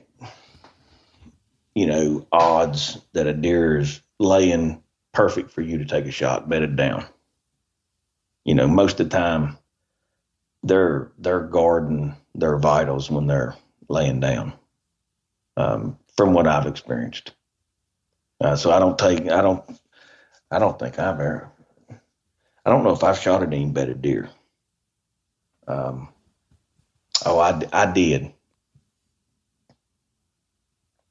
did. I shot at a bedded deer. It was probably in 2000 or 2001, and it was in the big woods that I spotted and stalked on this big deer. I was chasing another big buck in the woods, and then saw him with a doe and turned my attention to him. And when I got over there, he was bedded down, and I shot at him bedded down, and it ended up being a mistake. I missed that deer, but I think that's the only deer that I've shot at bedded down. I don't take that shot a lot, just because I don't like it. But when you're on the ground, you got to be ready to shoot, and that's why I say you always check. You can't stop somewhere where you can't shoot, because if you do that enough times, you're gonna get caught with your britches down. It's simple as that. So you got to take what mistakes that could possibly happen out of the equation. You got to put everything in your odds that you can. And that's a simple thing. If you stop, that's the first thing that you're thinking about is, can I shoot right here? If you think about that every time, then that part of the equation is out. So now the odds are in your favor again. You know what I mean? You're trying to eliminate stuff that'll screw you up. Mm-hmm. And a perfect example, Mark, is I was in Ohio 2 days after I killed a deer in West Virginia this year. It was November 3rd or 4th, I can't remember. And I got on the ground with a nice 10 point. And do you know why that I didn't kill that deer? Because when I tucked in, it was a stinking perfect setup. Wind was perfect. I had perfect cover. Deer come 40 yards broadside. And the reason I didn't kill that deer is because when I went to pull my bow back, the top half of my limb, on my top limb on my bow, tinged on an autumn olive branch. Ugh. And that deer blew and took off. That was my mistake. It should not have happened. I beat myself for probably a good 3 or 4 days on that. Because I normally don't, I make a lot of mistakes, but I normally don't make that mistake. I'm usually very in tune with my immediate surroundings, if that makes sense. Yeah. You got to be able to shoot to kill something, and I wasn't. And that's why I didn't get a shot at that deer. And it was a puke. And you got to be ready for any shot. I mean, I think every person has to find their comfort level on what they can shoot. There's been years, Mark, that I've told myself, hey, I'm not shooting past 35 yards. And I wouldn't, because I didn't practice enough. I didn't put the reps in. This past year, I would have shot out to 60 yards and felt comfortable, because I shot a lot. I practiced a lot. I put a lot of time in. So I think that every person, every hunter, they have to figure that out themselves. Comfort level on shots. I mean, I don't shoot at bedded deer. If you feel comfortable shooting a bedded deer, Mark, have at it. But I'll take a frontal shot, and a lot of people won't take those. But it's devastating when you hit them. Yeah, you don't want that worst case scenario. Well, devastating if you hit him right and kill him. You're right. I was thinking of it as it would be devastating to hit and wound one though, and not find it on the flip side. So it's like you said, you got to be comfortable. It's got to be within your skill range and the amount of time you put in, and making sure you know how to handle those specific situations. So it's it's all situational, and it's all within a person's skill set. Yeah. So what about this, Josh? I've kept you a long time, and it's because we've had a lot of really good stuff to cover. Oh man, I've enjoyed it, buddy. Me too. I could probably talk deer and hunt on the ground for 6 hours in a row. Be careful what you pitch out there, because I might just try to make you prove it. Hey, man, I love talking deer and on the ground stuff. Me too. Well, let me ask one last question, and then I'll let you get going, because I know you might have an early morning turkey hunting probably tomorrow. I'm just thinking of folks that are listening who have typically hunted from a tree stand or a saddle or whatever. They're typically elevated ambush hunters, but they've seen you doing this. They've seen Kirk doing this. They've seen Zach do this from THP. They're seeing this more and more, and they're thinking, man, I got to give it a shot. And I know there's some people within your circle, some of your friends who have been stand hunters who you've kind of converted to hunting the ground. What would you say the biggest mistake is that you've seen stand hunters making when they try to transition to this ground style? What's the biggest thing that folks need to avoid? And this is going to sound corny, but it's the not wanting to make a mistake, if that makes any sense. Mm-hmm. Stand hunters, they don't want to get out of their comfort zone because they don't want to make mistakes. And I can tell you right now, you're hunting on the ground, ain't nothing going to be perfect. It ain't double dips of ice cream in chocolate. It's you're going to make mistakes, but the mistakes you got to learn from them. It's like the only dumb question is the one you don't ask. Yeah. That's the same thing for hunters that have never ground hunted. Heck, I think everybody ought to get out there and try it. Now, they might not like it. The thing to do is to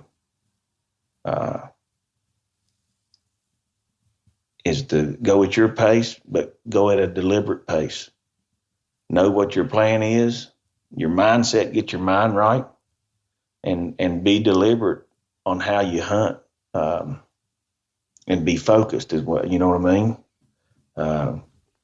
That'd be my biggest advice. I mean, you're going to make mistakes, but there's so much information out there that now on so many different levels and forms that I didn't have.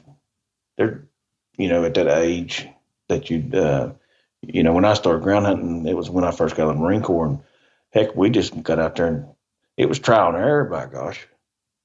Now you can get good information off a lot of these forums that will help you, that will increase your opportunities right out of the gate. You just got to get out there and try them. Yeah.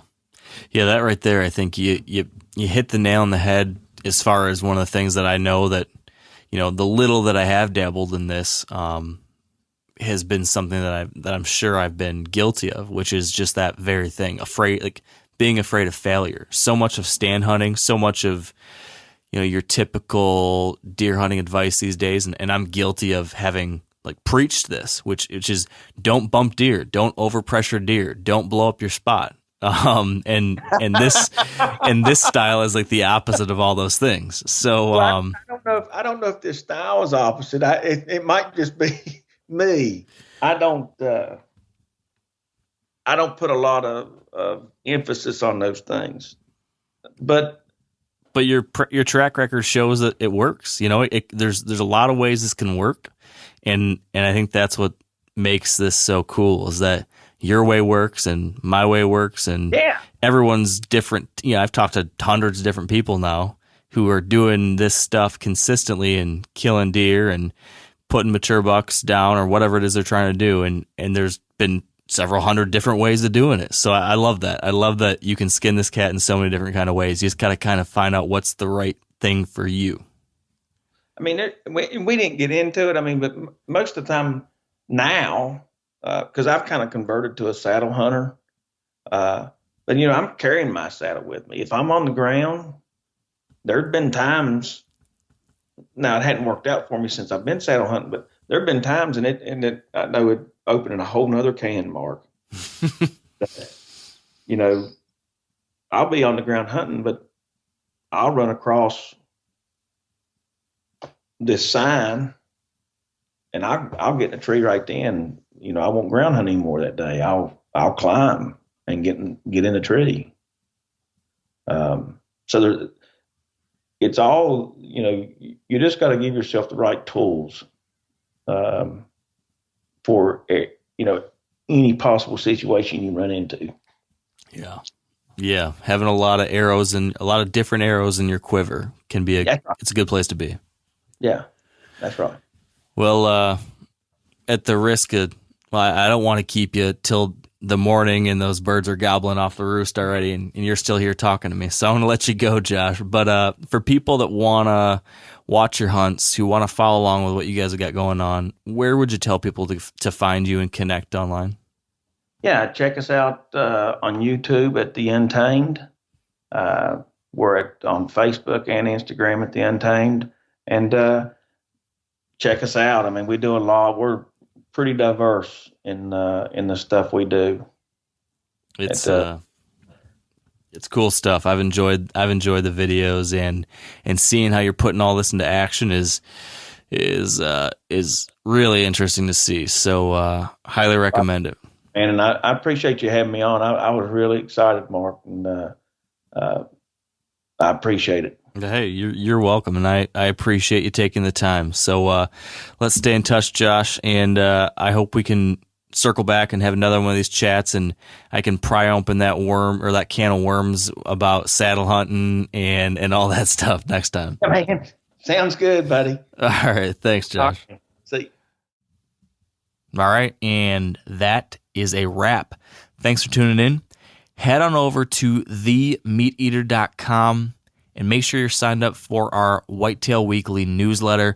We've got a lot of interesting, exciting new things dropping this week. In fact, if the plan goes as it's supposed to, we'll be announcing some of the cool new things coming up this week. So I hope you are subscribed to that newsletter so you can hear about it. Also, stay tuned over on this podcast, of course, as well as Instagram and the Wired Hunt Facebook page for all those things coming down the pipe. And I think with that, we can wrap it up. So thanks for tuning in. Thanks for hanging out with me this week.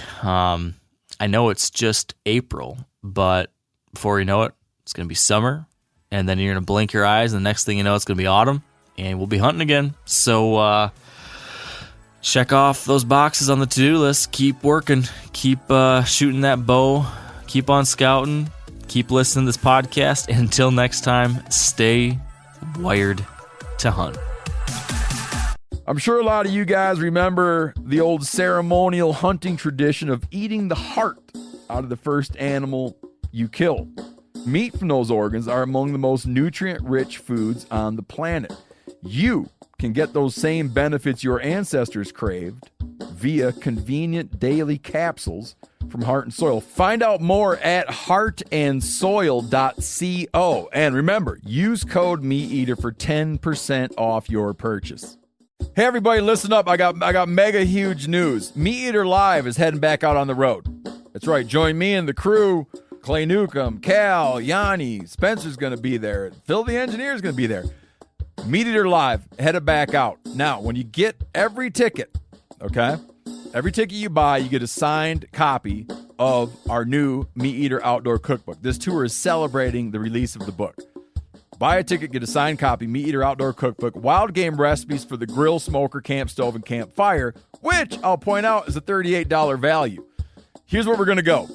April 23rd, the Mesa Art Center in Mesa, Arizona. April 24th, the Balboa Theater in San Diego. April 25, the Grove in Anaheim, California. April 27, the Crest Theater in Sacramento. April 29, the Union in Salt Lake City. April 30, the Egyptian in Boise. May 1, the Wilma Theater in Missoula. May 2, the Bing Crosby Theater in Spokane, Washington.